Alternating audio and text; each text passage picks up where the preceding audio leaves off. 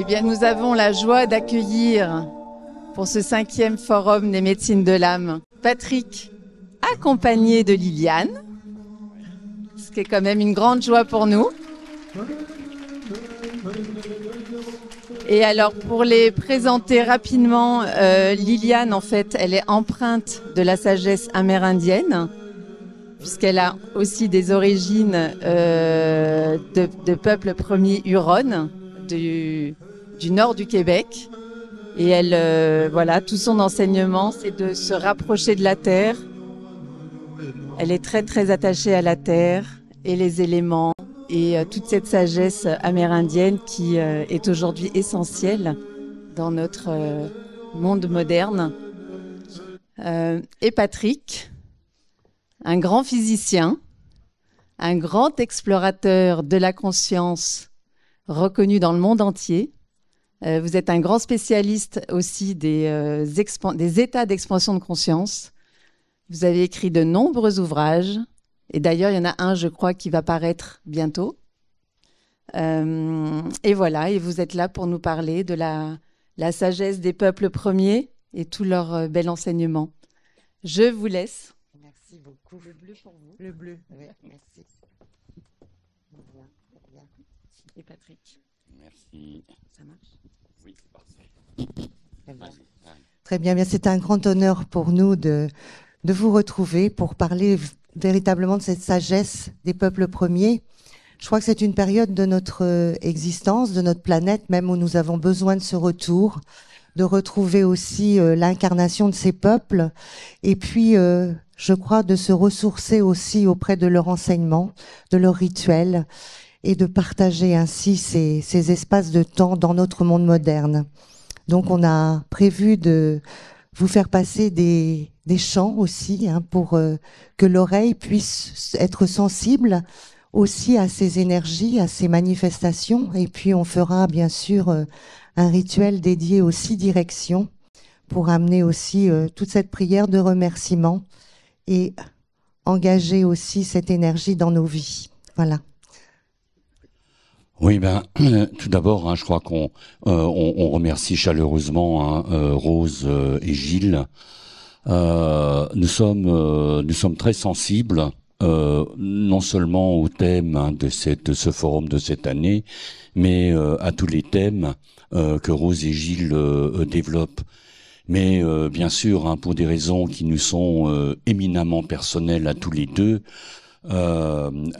parler de la sagesse des peuples racines, parler de la sagesse des peuples premiers, c'est quelque chose qui nous touche profondément. Et je voulais penser, je voulais remercier aussi tous les enseignants, non seulement de la route rouge, parce que si vous voulez, dans le langage habituel, on marchait sur, par exemple, faire du chamanisme, ça veut dire I walk on the red road, je marche sur la route rouge. Et si vous voulez, tous ces enseignants, un certain nombre d'entre eux ont disparu maintenant. Mais je pense à Jamake Highwater, qui a été un Apache de la Montagne Blanche, qui a été mon premier enseignant à la fin des années 70. Ensuite, Lendir, Serre Boiteux, qui était cousin avec un autre très grand, qu'on appelle un Wichachawakan en Lakota, c'est-à-dire un saint homme, Black Elk. Et ce sont des gens particuliers parce que ils n'avaient pas encore eu l'empreinte occidentale, parce qu'ils ont été éduqués par leurs grands-parents qui, eux, ont vécu au milieu du 19e siècle. Lorsque Black Elk parlait de son grand-père, Nicolas est décédé en 1950, eh bien, c'est l'Amérique des premiers Américains qui s'exprime. Et donc, ça a été quelque chose de fort, c'était quelque chose de puissant. Nicolas, Black Elk, avait 12 ans au moment de la bataille de la Little Bighorn, donc où la destruction du 7e régiment de cavalerie. Mais lorsque le petit-fils parlait du grand-père, eh bien, c'était toute l'âme des anciens peuples qui ressurgissaient aujourd'hui. Je veux dire que moi, ma femme le sait, hein, je suis profondément reconnaissant à mon épouse. Ça fait 35 ans hein, qu'on se connaît. J'ai eu l'occasion d'aller dans des endroits qui sont très difficiles d'accès parce que c'est un endroit où il n'y a que les femmes qui sont admises, ou alors si vous pouvez être quelqu'un de très bien, mais si l'accord ne passe pas à travers la femme, eh bien vous pouvez pas aller très loin dans les cérémonies et dans les rituels. Alors je veux pas m'étendre trop, mais je voudrais quand même dire, si vous voulez, tout à l'heure, j'ai mis un chant qui est un chant que nous aimons beaucoup, beaucoup, qui est une langue que vous n'avez peut-être pas l'occasion souvent d'entendre, qui est l'ancien hawaïen. Et c'est un chant qui provient d'une mélopée qui s'appelle La Nuit du Pot et qui raconte l'histoire de Hawaiki. Et Hawaiki, eh bien, c'est le continent perdu. C'est pas l'Atlantide, c'est la Lémurie. C'est le continent de Mu. Et lorsque nous sommes allés dans le Pacifique Sud, eh bien, nous avons eu ce contact avec ces terres originelles. Et puis, le deuxième chant que vous avez entendu, c'est un chant, c'est deux langues, c'est et du Lakota et du Navajo, Navaros. Hein, qui en fait est un mauvais terme parce que le véritable nom des Navajos c'est Diné, hein, c'est D-I-N-E-H. Et en fait, ce sont des chants qui remontent à 1905, parce que au début du XXe siècle, tous ces peuples ont été détruits. Et pour que leurs chants ne se perdent à jamais, eh bien, ils ont créé ce qu'on appelle the Native American Church, hein, l'église des natifs américains. Et donc, d'un côté, il y a des moments irés vers Jésus, hein, parce qu'on entend Jesus hein, dans les chants, mais en même temps, ce sont tous les dieux tutélaires hein, qui ressurgissent. Alors, je veux juste montrer deux diapos, et puis ensuite, on se renverra la balle. Hein. Liliane, elle va bien sûr, elle a beaucoup de choses à dire. Elle veut vous montrer la cérémonie des 6 directions. Et puis aussi ce que veut dire la roue de médecine. Alors voilà. Je voulais simplement dire en ce qui me concerne, parce qu'on a fait aussi beaucoup de choses ensemble, attends, faut que tu vois, voilà. Hein. Mais je suis allé dans un campement Cherokee en 1975 alors que j'étais encore étudiant à Columbia. J'étais en 2e année de physique théorique. Et c'est des copains qui m'ont emmené en Caroline du Nord dans un campement Cherokee et on est tombé lors d'une cérémonie particulière qui s'appelle le Trail of Tears, le chemin de larmes. Et c'est une cérémonie qui a lieu tous les 4 ans et donc qui perpètre le souvenir du pays perdu et qui raconte la déportation que ce peuple a vécue en octobre 1838. Et lorsque je suis arrivé, j'ai rencontré des gens qui pensaient différemment, qui percevaient différemment, qui conceptualisaient différemment. Et donc je me suis rendu compte, d'une certaine manière, que par rapport à ces peuples du Paléolithique supérieur, nous étions devenus comme des aveugles plongés dans la nuit suprahumaine.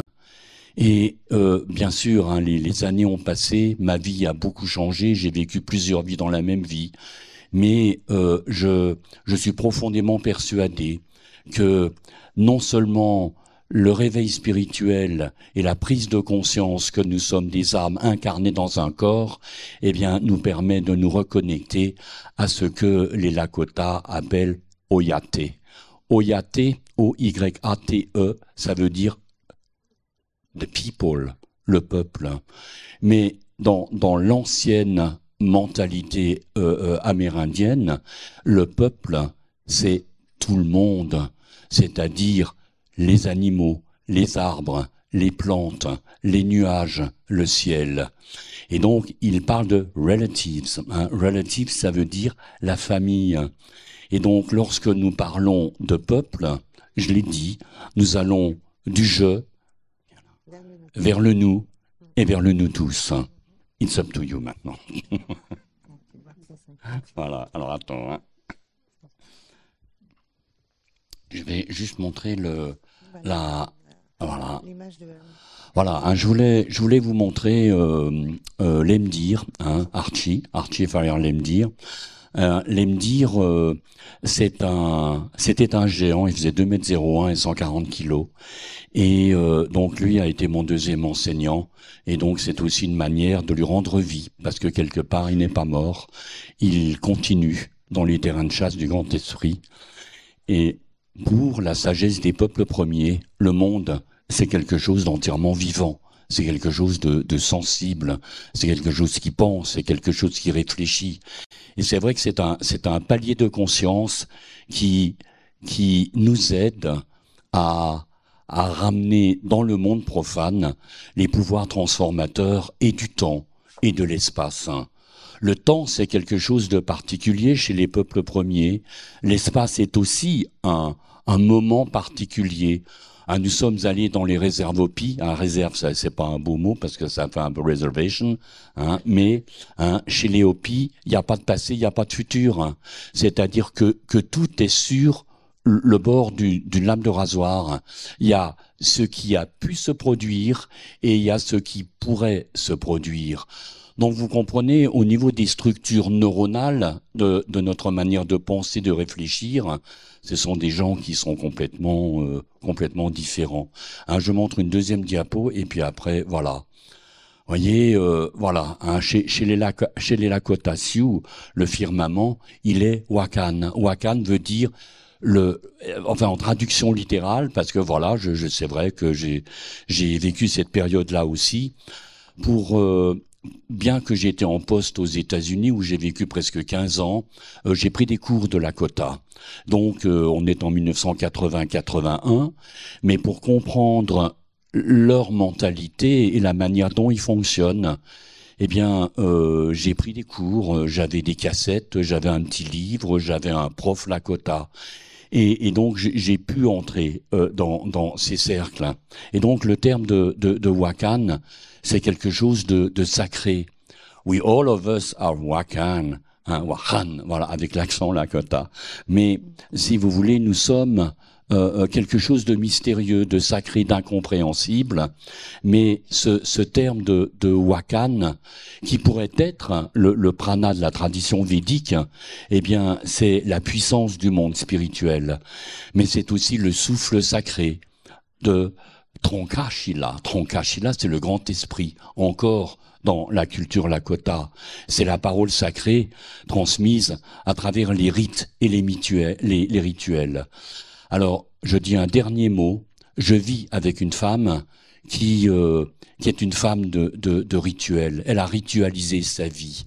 Elle est habillée d'une certaine manière parce que c'est comme ça.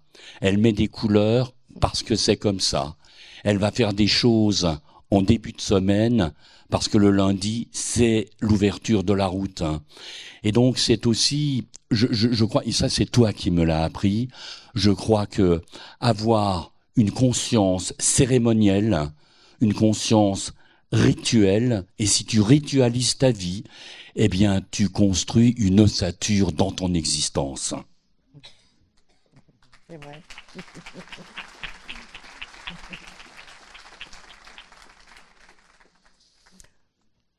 Moi, je voulais vous montrer ce cercle sacré de la vie. On en reparlera à la fin de cette conférence, mais simplement pour que vous puissiez, même de loin, l'observer.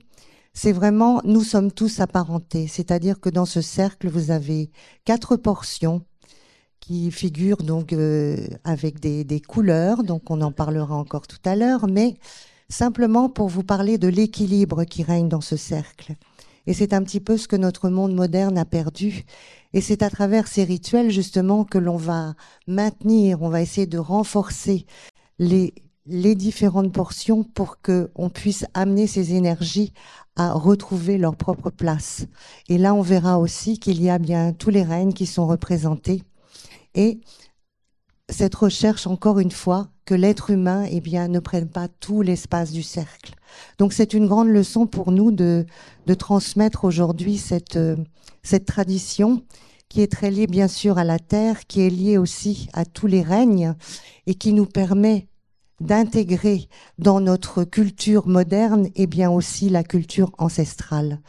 Et ces peuples premiers, eh bien, si vous voulez, ils avaient une vision à long terme, c'est-à-dire que lorsqu'ils créaient quelque chose, lorsqu'ils faisaient quelque chose, eh bien, ils s'engageaient pour les 7 générations futures. Donc, vous voyez, si vous pensez à je fais tel acte et j'engage 7 générations futures de ma lignée, ce que ça pouvait représenter. Donc, c'est une manière, je crois, de retrouver aussi un sens à notre existence en élaborant et en parlant justement de ces traditions qui sont, je crois, à éveiller pour que nous puissions les intégrer à nouveau dans notre vie. Oui, lorsque si vous voulez, la nation a été détruite à la fin du 19e siècle, eh bien, les derniers saints, donc les Wichachawakan, comme Nicolas Blaquel, disent le cercle de la nation a été brisé et il va falloir 7 générations pour que le cercle de la nation se reconstruise. Et tu sais quoi, Rose? Aujourd'hui, we are the 7th generation. Nous sommes la 7e génération. C'est-à-dire que nous tous, autour de la Terre, et non seulement les peuples premiers, nous avons la possibilité à nouveau de ressouder ce qui a été brisé. C'est la raison pour laquelle nous sommes la 7e génération. Ouais. L'autre diapo. Voilà. Voilà. Alors, la prière aussi direction. Alors, je vais mettre un chant qu'on aime aussi beaucoup, qui parle des campements des temps passés.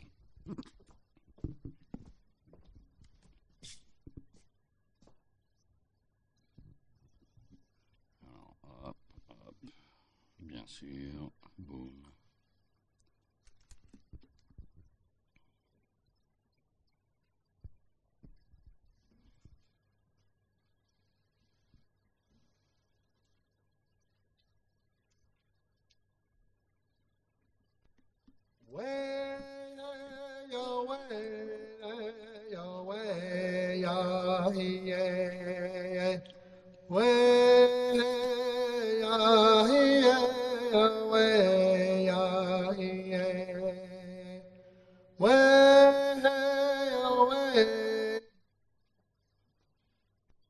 Ça revient.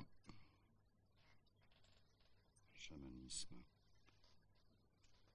C'est plus facile avec un tambour. Voilà.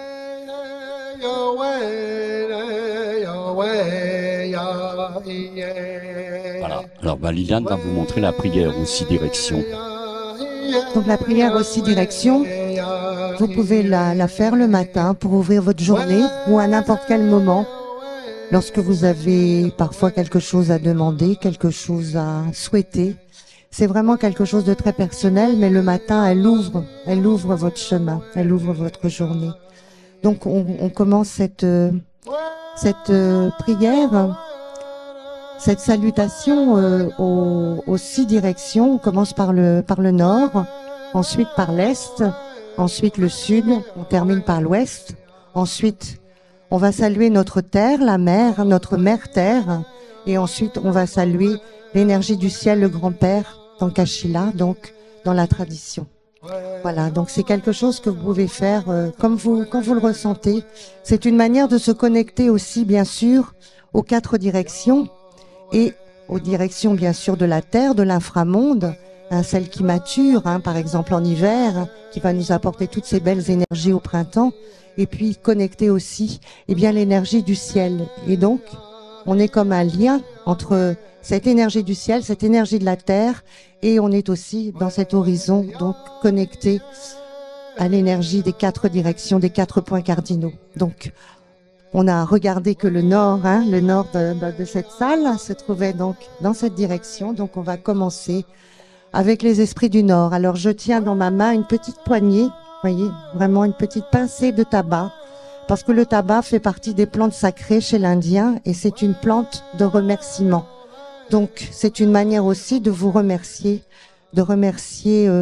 vraiment toutes les personnes qui ont été présentes dans ce lieu, qui ont organisé ce lieu, et puis aussi le lieu lui-même, parce que lorsque on est quelque part, eh bien, on remercie aussi le lieu qui nous accueille. Voilà, c'est une manière de redonner ce que l'on reçoit aussi.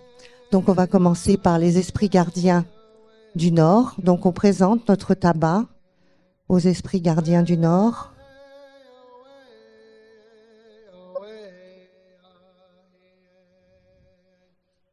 Ensuite, aux esprits gardiens de l'Est, aux esprits gardiens du Sud, aux esprits gardiens de l'Ouest, à la Terre, notre Mère, Anshimaka, et à Tankashila, notre Père. Et donc les bras tendus vers le ciel. Voilà, et lorsqu'on a terminé cette salutation aux 6 directions, eh bien on dépose notre tabac, notre pincée de tabac dans la terre. Donc là, je n'ai pas de terre, mais je vais la déposer dans ce pot, symboliquement.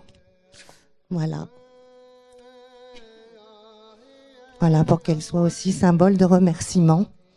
Comme je le disais, pour ce lieu et toutes les personnes qui sont présentes depuis plusieurs jours dans ce merveilleux endroit. Voilà. Merci. Il y a une petite variante qu'on peut, parce que oui. Parfois vous pourriez dire tiens, moi j'ai entendu parler de cette direction. Si vous voulez, les 6 directions, ce sont vraiment les directions originelles telles qu'elles ont été enseignées par les grands-pères. On appelle aussi, si vous voulez, les leaders cérémoniels, the grandfathers. Et donc cette 7e possibilité, c'est la nation de l'aigle, parce que l'aigle a un symbolisme extrêmement puissant, parce que c'est lui qui va porter nos prières vers le grand mystère, vers Trankashila, c'est-à-dire vers le grand esprit. Donc si un jour vous dites tiens, moi j'ai entendu dire qu'il y avait 7 directions, oui, mais les 6 directions originelles, c'est celles qui ont été enseignées par les grands-pères originaux.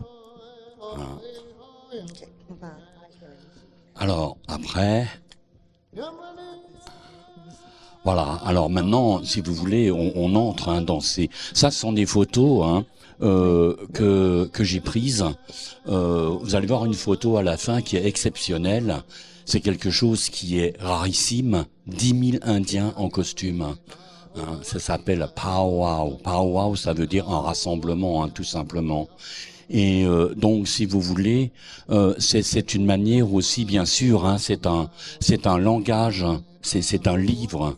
Donc, pour une personne qui sait décrypter les signes, eh bien, on sait de quel clan il fait partie, quel est son animal totem, de quelle branche il vient. Vous voyez, il y a la roue de médecine, medicine wheel, et puis voilà. Maintenant, on peut raconter rapidement comment les 7 cérémonies ont surgi. Les Amérindiens disent que cette histoire est aussi réelle que chez les chrétiens, lorsque Moïse a reçu les tables de la loi, au sommet du Sinaï. On est selon la datation au XIVe siècle, et 2 jeunes chasseurs de bisons se sont aventurés relativement vers l'Est américain. C'est-à-dire on est dans ce qu'on appelle la Virginie occidentale. Et au loin, il voit une espèce de forme, si vous voulez, surgir. Et puis c'est une jeune fille qui apparaît avec une robe une robe blanche. Alors là encore, il y a deux variantes. Soit, si vous voulez, c'est une peau de jeune bisonne, hein, de bison femelle. Alors il y a une autre variante, hein, où c'est une peau de chevreuil. Mais elle arrive et elle tient quelque chose dans son coude, vous voyez. Et donc elle arrive, l'un des deux chasseurs, c'est des jeunes, hein, c'est encore des adolescents, il veut la prendre pour épouse. Alors bien sûr, l'autre la jeune fille, elle fait un geste négligent de la main et il est réduit en un paquet de cendres. L'autre reconnaît une femme esprit et lui dit « Emmène-moi vers le village, j'ai des choses à dire, je suis un envoyé du grand esprit. » Et donc, ils arrivent dans un village important et tous les crieurs de ce village vont dans les campements avoisinants pour que le peuple puisse se réunir et entendre l'enseignement de ce qu'on appelle en anglais Buffalo Cave Woman, hein, l'enseignement de la jeune fille bison. Et donc, elle donne les 7 cérémonies, on va les voir là, hein, on va raconter un petit peu. Et puis à la fin, hein, si vous vous rappelez, elle avait quelque chose et qui était enveloppé dans une peau de daim. Et donc elle déballe ce qu'elle avait, et c'était un larynx de bison femelle qu'on appelle pté en Lakota. Et donc elle dit, ceci est la pipe sacrée, Chanupa. Et donc, lors des cérémonies, lors des rituels, vous remercierez le grand mystère, le grand esprit, et c'est ainsi que la première pipe sacrée est née. Et donc il y a ces 7 rituels originaux, hein, qu'on va voir. Mais si vous voulez, voilà, hein, il y a la conservation de l'âme et la conservation et la libération de l'âme. Alors, il y a quelque chose de particulier aussi chez les peuples amérindiens, c'est que plus de 80% de ces peuples croyaient en la réincarnation et au retour des âmes. Hein, donc je raconte, hein, lorsqu'un chasseur Cheyenne emmenait son fils encore jeune adolescent à la chasse, il lui disait « Tu dois apprendre à tuer cet animal rituellement, parce que peut-être dans le corps de cet animal survit l'esprit d'un ancien chasseur Cheyenne. » C'est-à-dire que pour eux, hein, si vous voulez, c'est cette espèce de théâtre sacré où toute chose a sa place, hein, et toute chose provient et retourne vers le grand esprit. Et donc on a cette cérémonie, elle va aider les familles proches à faire face au profond sentiment de perte et de chagrin éprouvé lors du départ d'un être cher. Et donc c'est vrai qu'elle a fourni une aide pour comprendre la transition de cette vie vers la suivante. Et après 1 an de conservation des biens du défunt, eh bien c'est si vous voulez, les biens sont distribués à la famille. On l'a vu, hein, on a assisté à des choses comme ça. Ou alors, si vous voulez, à des gens proches ou des gens qui n'ont rien. C'est-à-dire que, si vous voulez, ils professent aussi le détachement des biens matériels. Rien ne nous appartient. Nothing belongs to me. Voyez ? Et donc, voilà. Hein. Et donc, c'est aussi cette libération définitive de l'âme. Et dans tous ces enseignements, vous verrez que l'image du féminin, de la femme, hein, a toujours été important chez les peuples premiers, parce que la femme était porteuse de la vie. Donc il y avait un profond respect aussi bien dans les rituels que dans la vie en général de cette source originelle qui venait donc de cette femme bison blanc qui a apporté justement ces cérémonies dont on parle. Donc pour cette libération de l'âme aussi, il y avait des plantes qui étaient utilisées, notamment le foin d'odeur, hein, sweetgrass, donc qui est brûlé à ce moment-là. Et vous avez certainement vu dans je sais pas si on en vend dans le salon, mais des tresses, hein, avec cette herbe qu'on appelle les cheveux de la terre, et donc ils sont tressés aussi et brûlés aussi pour ce type de cérémonie, de célébration. Et on peut aussi en garder, bien sûr, dans sa maison pour la protection, justement, de la famille. Hein, c'est très lié à la famille et à l'âme des défunts aussi. Voilà. Donc ça, c'est la cérémonie initiale. Alors ça, oui, bien sûr, hein, c'est une des cérémonies fondamentales. Vous savez qu'on l'appelle la tente de sudation, la loge de sudation, mais le titre originel, hein, on l'a mis, The Stone Lodge People, la loge du peuple de la pierre. Pourquoi ? Parce que ça c'est un inipi, hein, qu'on a fait parce qu'on en a fait un certain nombre. Hein, et oui, hein, il y a des gens ici qui ont vécu ça, mais si vous voulez, vous savez que dans tout parcours d'enseignement, à un moment donné, vous avez ce qu'on appelle la passation. Hein, que ce soit par exemple dans les enseignements que vous donnez Rose et Gilles, à un moment donné, tu dis aux gens, voilà, vous avez appris ça, vous avez appris l'énéagramme, vous avez appris les baguettes, etc. You can go, hein, tu peux y aller. Dans la route rouge, c'est la même chose. Il va y avoir une passation. Hein, c'est-à-dire que je crois que j'ai attendu 13 ans. Parce qu'on peut pas demander, dis donc, tu me donnes la passation, ça marche pas comme ça. Et donc j'ai attendu 13 ans, de 1980 à 1993, pour avoir la passation. Et la passation m'a été donnée par quelqu'un que vous allez voir. Hein. Voyez, regardez, vous avez ici, vous voyez derrière là ce qu'on appelle le feu sans fin, the never-ending fire.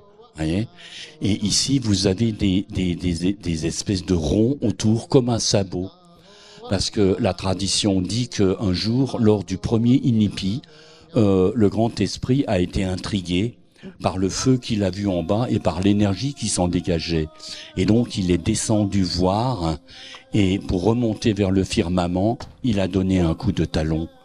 Et donc, il est remonté vers le firmament. Alors, il y a aussi une variante qui dit qu'en fait, il est descendu à cheval. Mais vous savez que les chevaux n'existaient pas avant l'arrivée des visages pâles, tu vois.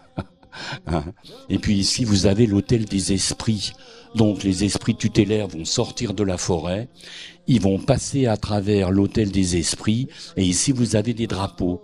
Mais beaucoup d'enseignants, même des Amérindiens, parlent de drapeaux. Mais c'est un mauvais terme, ça s'appelle les robes. Parce que lorsque les esprits sortent de la forêt, ils passent à travers l'autel, l'arbre cosmique, hein, qui relie les trois mondes, et donc ils vont se vêtir. Et donc ce sont les esprits des quatre directions dont Liliane a parlé, qui vont rentrer à l'intérieur, voyez, de Inipi. Hein. Et puis ici, mais vous avez ici, si vous voulez, la pipe. Alors si un jour vous faites une cérémonie Inipi, on va vous donner l'astuce. Hein, si vous avez quelqu'un qui arrive avec une pipe complètement constituée et montée, il est pas bon. Parce qu'en fait, il faut qu'il soit en 3 morceaux. Il faut qu'il y ait l'embout, le corps lui-même et le foyer. Et le moment vraiment rituel, c'est lorsque tu emboîtes le corps du grand esprit. C'est-à-dire l'embout, le corps et le foyer. Et tu te rappelles, quand on avait appris ça, je me suis dit, mais c'est presque le démembrement d'Osiris, tu vois, où Seth découpe son frère en morceaux et où Isis va reconstituer le corps de son époux divin. Mais c'est une cérémonie magnifique. Hein. Il y a des variantes, hein. Il y a des variantes difficiles. Il y en a une. Moi, je l'ai jamais faite. Hein. C'est la Souhaite des guerriers. Et donc, dans la Souhaite des guerriers, hein, c'est les femmes, hein, qui me racontent et disent, ça chauffe tellement à l'intérieur que ça leur fait mal aux dents. Hein. C'est-à-dire, et donc, ils vont se faire souffrir exprès, de manière à donner leur souffrance pour que la souffrance puisse disparaître chez ceux qui souffrent. Tu vois, il y a un esprit communautaire qui nous a profondément impacté, quoi. Hein. Voilà. Est-ce qu'on peut dire que de la cérémonie Inipi, c'est aussi une cérémonie où l'on reconnecte avec la terre, hein, lorsque l'on pénètre dans la Sweat Lodge.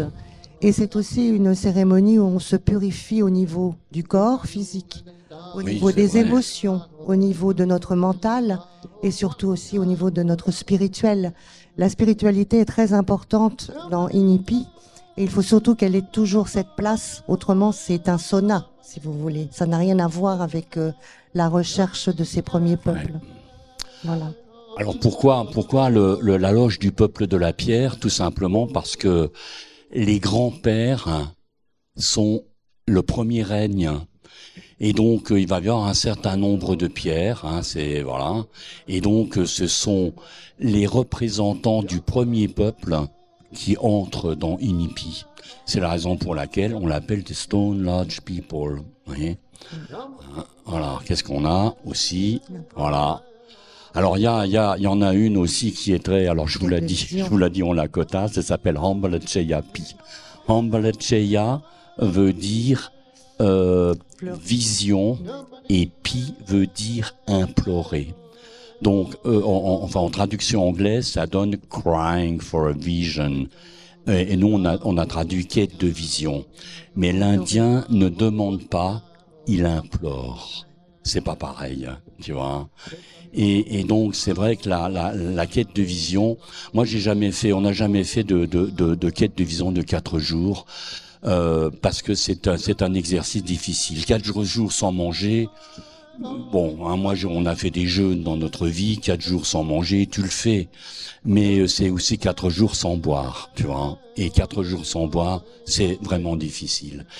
Et le frère que vous allez voir là dans quelques instants, je lui dis, I'd like to make Hambalcheya Pi one day. J'aimerais bien faire une quête de vision. Il me dit, et je vous donne aussi ça, parce que ça s'applique à nous. Si vous voulez faire quelque chose, faites quelque chose que vous êtes capable de faire. C'est-à-dire, si par exemple, je dis, ouais, je vais faire les 4 jours, et si tu n'en fais que 2, t'as raté ton coup. Mais si tu dis, ouais, je vais faire 1 jour, eh ben, tu as fait ton jour. Tu fais 2 jours, eh ben, tu as fait tes 2 jours, tu as accompli quelque chose, tu vois. Et donc, un jour, je dis à Andrew, je lui dis, wow, 2 days, c'est comment? Ouais, il me dit, c'est un peu dur, mais il me dit, c'est surtout, il me dit, ça devient dur. C'est surtout le 3e jour, everything collapses inside. Il y a tout qui s'effondre là-dedans. Alors je lui dis, mais qu'est-ce que tu fais? Il me dit, tu prends ton tambour et tu chantes et tu pries, tu vois. Et il me dit, alors le 4e jour, il dit, alors là, il dit, c'est encore pire, quoi. Alors je dis, so what do you do? Qu'est-ce que tu fais, quoi? Il me dit, hey, you pray more. Hey, tu pries plus fort, tu vois. Voilà. Donc, si vous voulez, c'est vrai que c'est un rite de passage, une exigence pour les adolescents, hommes et femmes, et une préparation aussi pour certaines cérémonies, y compris des rituels du Warpath, du sentier de la guerre. On peut dire pour les adolescents garçons, c'est que la quête de vision, elle est aussi pratiquée pour de futurs hommes spirituels. Donc, on les emmène faire cette première quête au moment de l'adolescence. D'autres, ça sera plus au niveau d'une chasse, par exemple. Ils vont partir avec les aînés à ce moment-là pour vraiment entrer dans l'énergie du chasseur. Mais vous savez, encore une fois, avec un lien particulier avec le peuple animal, parce que tout est relié. Donc, c'est pas partir à la chasse comme dans des sociétés modernes. Ça n'a rien à voir. Il y a vraiment une relation qui est profonde. On peut dire. Si vous voulez, c'est vrai, Rose et Gilles, il y aurait tellement de choses à raconter là-dessus, voilà. Mais je me suis intéressé à une cérémonie qui s'appelle la cérémonie des loups du ciel, qu'on appelle en Cheyenne Massom. Et les ethnologues des années 30 ont démontré avec une quasi-certitude que c'était la survivance d'une ancienne cérémonie sibérienne lorsque les chasseurs sibériens sont passés à travers le détroit de Bering au 12e millénaire. Mais dans la cérémonie des loups du ciel, qui est une cérémonie de 5 jours, eh bien, si vous voulez, le 5e jour, c'est le départ à la chasse. Donc, il va y avoir les chasseurs, mais il va y avoir un maître chasseur. Mais le maître chasseur va contacter le maître animal.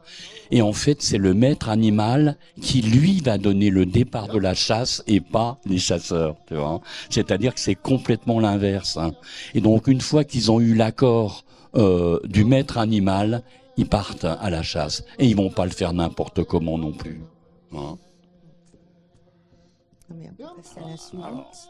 Voilà, qu'est-ce qu'on a? Voilà. Danse du soleil. Voilà. Alors, c'est aussi une cérémonie qui est pratiquée la danse du soleil, hein, c'est d'une manière vraiment puissante, hein. C'est quelque chose de très particulier. Là encore, hein, on peut penser que c'est réservé uniquement aux hommes, mais depuis les années 70. Hein. Le poteau qui est présent dans cette danse du soleil, qui marque justement l'axe entre le grand-père du ciel, hein, donc le ciel et la terre, eh bien, va être coupé d'une manière cérémonielle en étant accompagné d'une adolescente une jeune fille, qui marque la pureté du geste. Et donc, là encore, hein, tout est relié aux 4 directions, aux énergies du ciel et de la terre. Et donc, cette jeune fille va se présenter devant l'arbre. Et donc, elle va marquer simplement les 4 directions, voilà. Et ensuite, l'arbre va être coupé cérémoniellement et il sera l'axe qui va être utilisé pour cette danse du soleil où les danseurs vont justement faire ce cercle, justement pour... je sais pas si tu as la musique, mais... Oui, je vais vous faire écouter un rythme donc c'est quelque chose qui est quand même assez... de Wiwania Guachipi. Assez particulier parce que ces danseurs, eh bien, ils jeûnent aussi, hein. Alors, il y a un film qui représente cette danse du soleil, il y en a très très peu, hein, c'est... Un homme nommé Cheval, c'est un film très ancien où vous voyez vraiment ce blanc, c'est un homme blanc qui entre dans la communauté et qui est au bout d'un certain temps, hein, qui est accepté. Et donc, à un moment, on lui propose, enfin, on l'invite à entrer définitivement dans le clan et à faire cette danse. Et c'est vraiment quelque chose de très particulier qui nécessite une force physique importante. Mais c'est aussi une manière de relier le ciel et la terre, les 4 directions, les 4 éléments, de se reconnecter aussi au cercle sacré que l'on verra tout à l'heure d'une manière plus précise. C'est vraiment à travers le jeûne, à travers les chants, parce qu'il y a aussi ces chants, eh bien que cette énergie de la danse du soleil peut se passer. Alors on écoute quelques instants.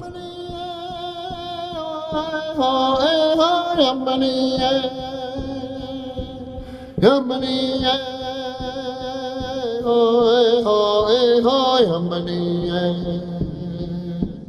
Ekayogalta ho ya ho, Ekayogalta ho ya ho, Yamani, Ekayogalta ho ya ho, Ekayogalta ho ya ho, Yamani,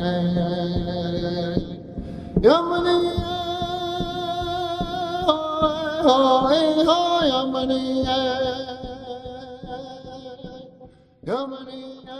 Voilà, Storm Dance. Et là encore, hein, on passe du danseur à la famille, à la communauté, à la tribu, au peuple. Donc, vous voyez, on passe du jeu à nous tous. Nous tous. C'est vraiment je dirais le grand enseignement aussi de ces peuples traditionnels où on s'inclut dans le tout. Hein, et le jeu, eh bien, fait que l'ensemble aussi est relié.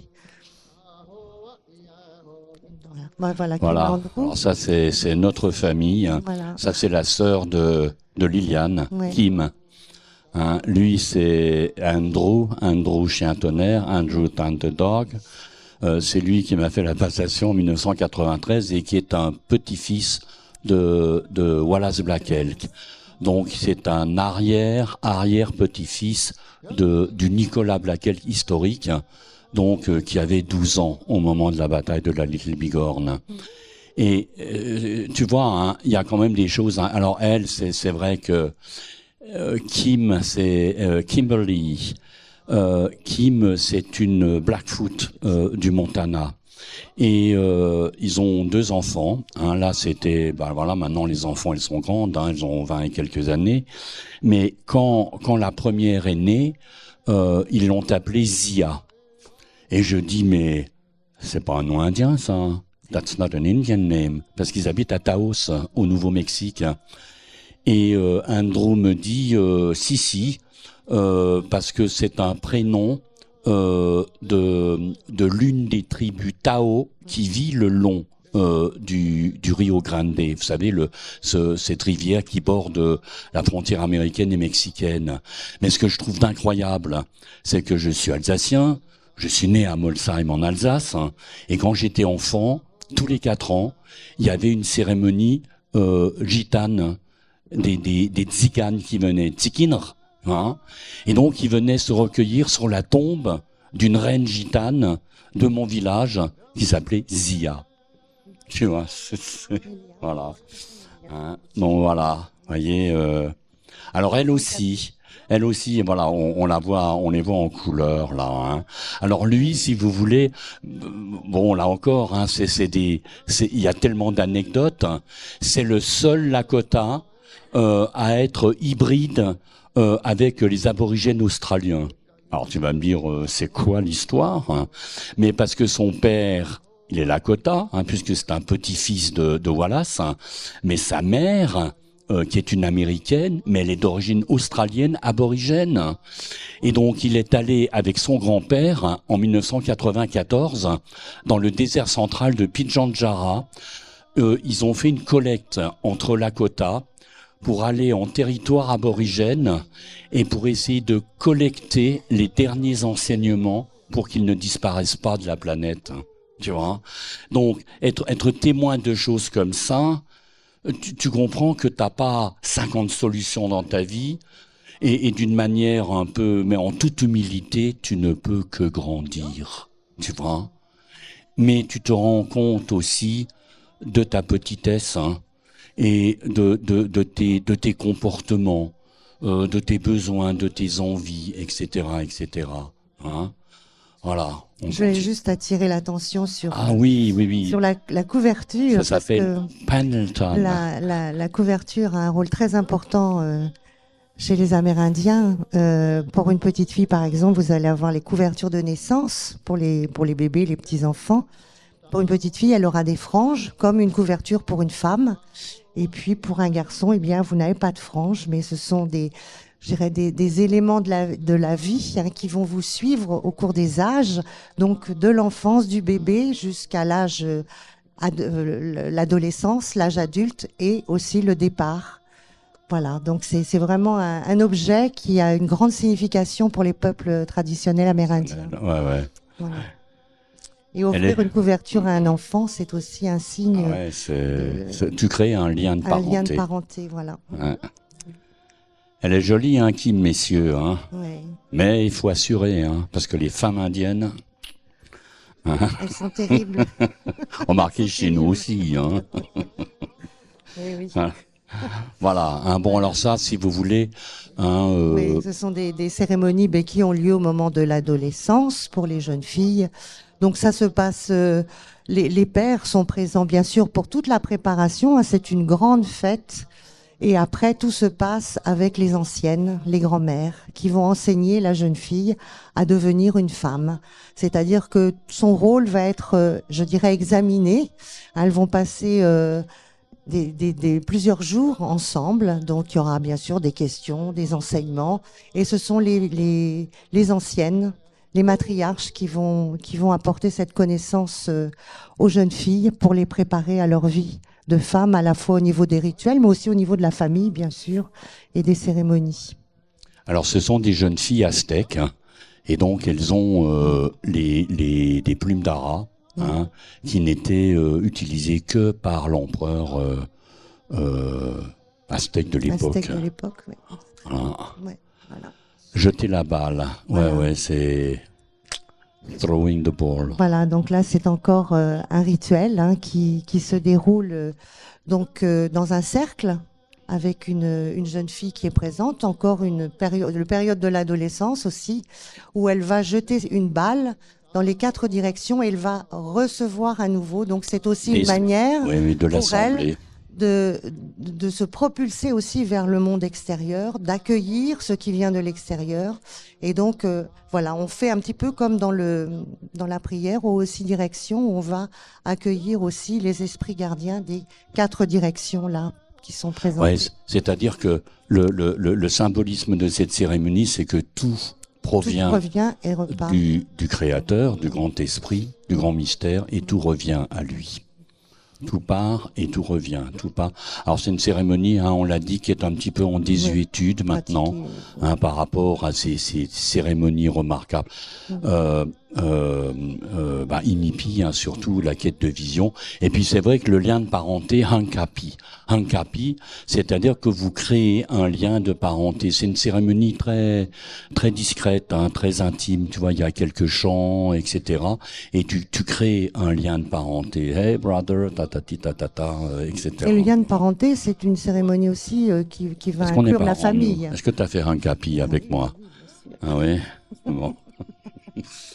Un lien au niveau de la famille, hein, c'est-à-dire que c'est vraiment je dirais une énergie de lien très très forte qui existe entre deux êtres.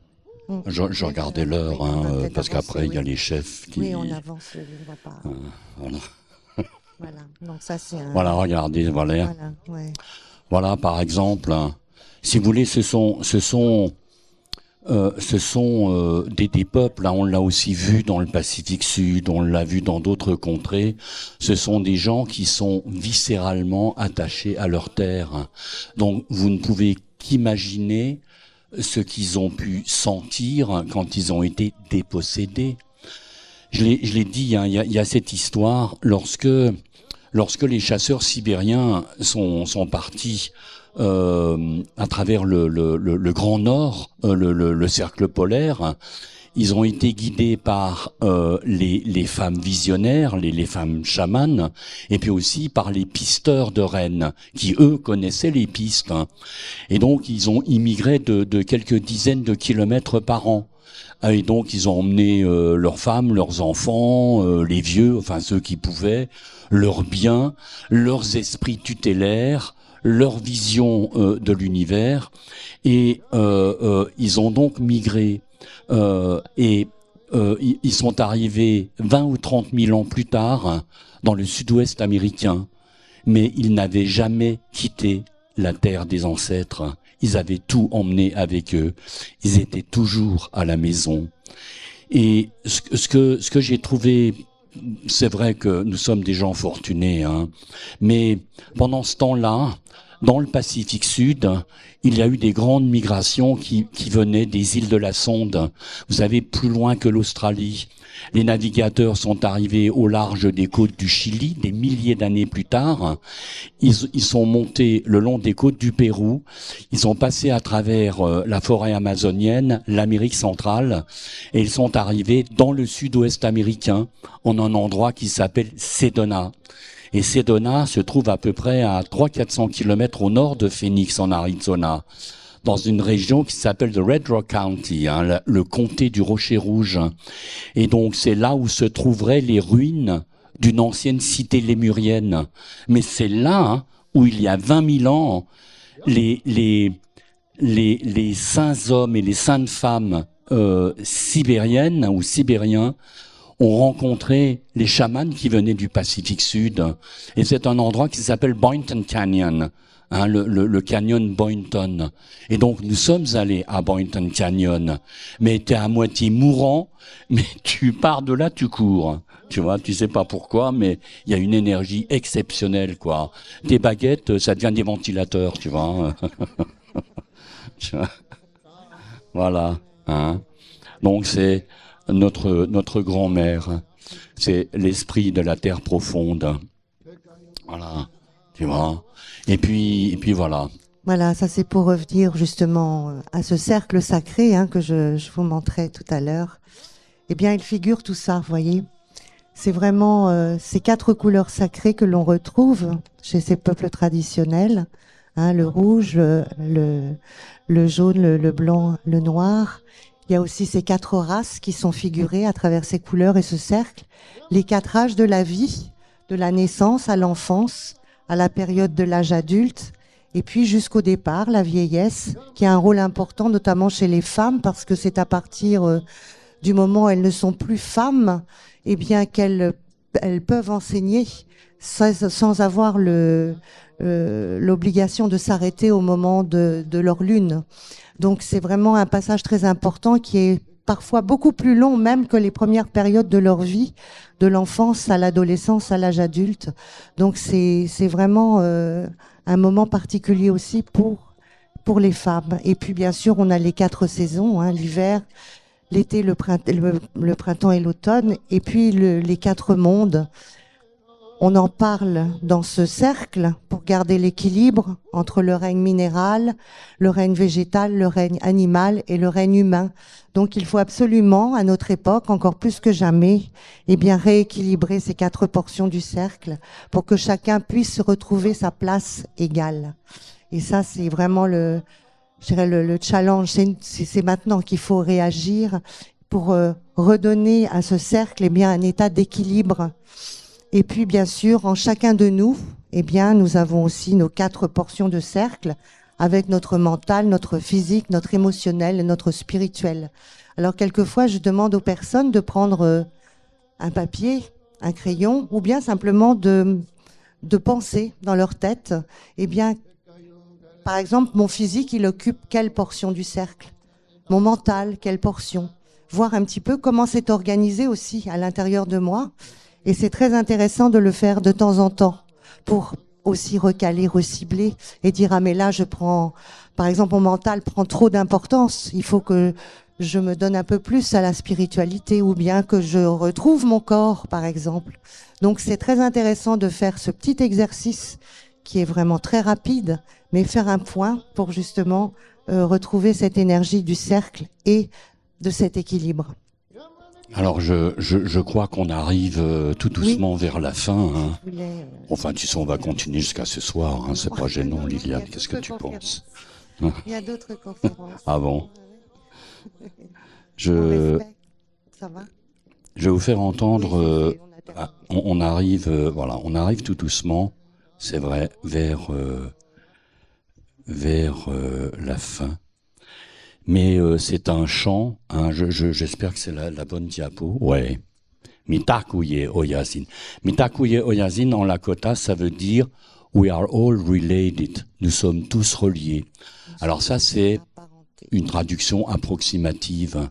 Ça veut dire nous sommes tous apparentés. Et vous vous rappelez quand ils disent le peuple, c'est tout le monde, quoi. Ce sont les nuages, les arbres, les forêts, etc., etc. Et je vais vous faire écouter un chant, si vous voulez, qui est absolument incroyable, qui est un petit peu modernisé, mais je vous dirai après ce que c'est. C'est une danse de guerre, et ça s'appelle Rabbit Dance, la danse du lapin. Et on va voir pourquoi ça s'appelle comme ça.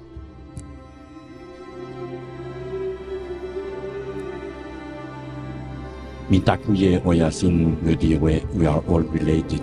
10 000 Indiens rassemblés dans l'arène de l'Université du Nouveau-Mexique à Albuquerque. Ils sont tous là.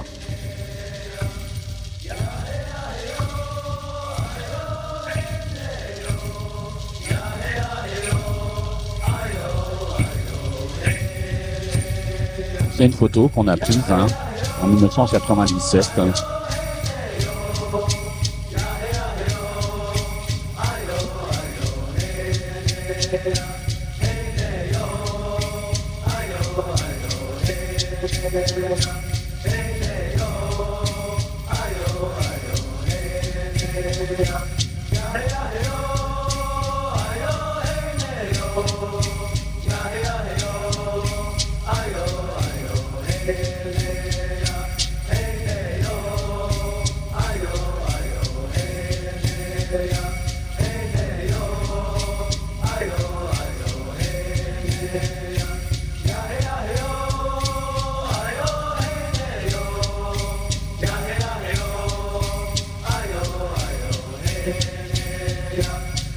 Alors, on va entendre un animal très particulier dans tous les mythes amérindiens.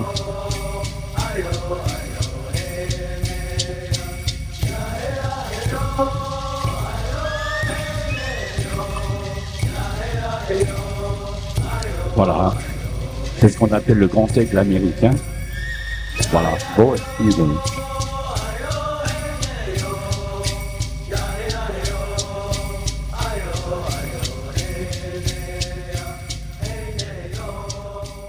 Alors pourquoi ça s'appelle la danse du lapin? Pour ne jamais oublier de rester humble. Ah. Pour ne jamais oublier de rester humble. Un jour, Kim et Andrew m'offrent un sac médecine. Alors ils me disent, voilà, this is a medicine pouch. Hein. Ils me disent, c'est de la peau de lapin, it's rabbit skin. Alors, comme je connais un peu, tu sais, leur truc, je reste prudent, quoi. Et ils me disent, on t'offre ce sac en peau de lapin, non pas parce qu'on pense que tu n'es pas humble, mais de ne jamais oublier d'être humble. Ça, c'est la sagesse, tu vois. Et si vous voulez, c'est la raison pour laquelle cette danse de guerre, hein, si vous voulez, c'est un chant guerrier, eh bien, c'est la danse du lapin. Parce qu'un guerrier doit être courageux comme un guerrier, mais humble comme un lapin. Hein. C'est voilà, puis c'est aussi des symboles importants. Le lapin, le symbole de la fécondité, c'est lié à la lune, etc., etc. Voilà. Hein, alors qu'est-ce qui nous reste dans cette aventure? Voilà. Tiens là, tiens, viens au centre avec moi. Voilà. Voilà. Voyez, regardez, c'est Liliane que j'ai prise en photo hier soir. Voilà. Tiens. Et oui, voilà. Voilà, hein, la sagesse. Ouais. En tant que champ d'énergie, est une force naturelle riche de dons créateurs, de bons instincts et d'une connaissance immémoriale. Si éloignés que nous soyons de cet état de conscience originel, nous pouvons sentir sa présence aimante et bienveillante. Never forget to be wise. Jamais oublier d'être sage. Voilà, mesdames et messieurs. Je voulais vous remercier, je voulais te dire que je t'aime et je suis fier de marcher à tes côtés. Et c'est vrai. Merci à vous, merci beaucoup, beaucoup.